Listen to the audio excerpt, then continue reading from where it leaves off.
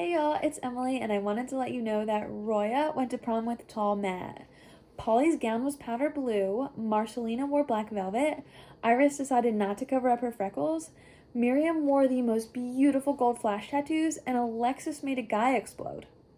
Literally explode. In When We Were Magic by Sarah Gailey, the story starts on prom night with Alexis, who's about to lose her virginity, but instead her magic goes haywire and Josh Harper ends up in a million fleshy, blood-covered pieces. Can you even imagine? Aside from technically being criminals for failing to report a murder, these girls are all best friends who have bonded over the fact they can perform magic. Typical levitating and such is a given, of course, but they each possess something unique to them. Like, Alexis can talk to animals, Marcelina trees, and so on.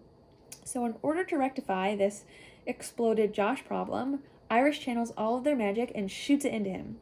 It totally works until all his parts come back missing a torso and the blood is licked clean like barbecue sauce on the 4th of July.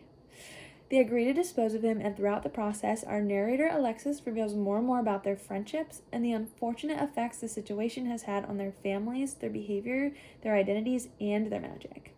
What I love about this story is that readers learn the problem after reading the very first line, and I'm not exaggerating, the very first line, so the rest of the story keeps you asking, well, what happens next?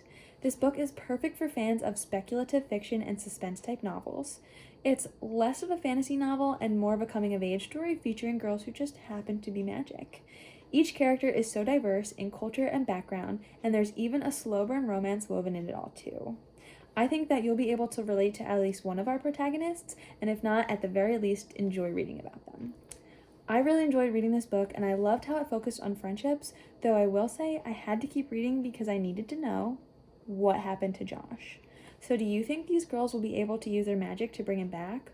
Or will they seriously have to get rid of him one bone at a time? Give it a read or listen to the audiobook and you will find out very soon.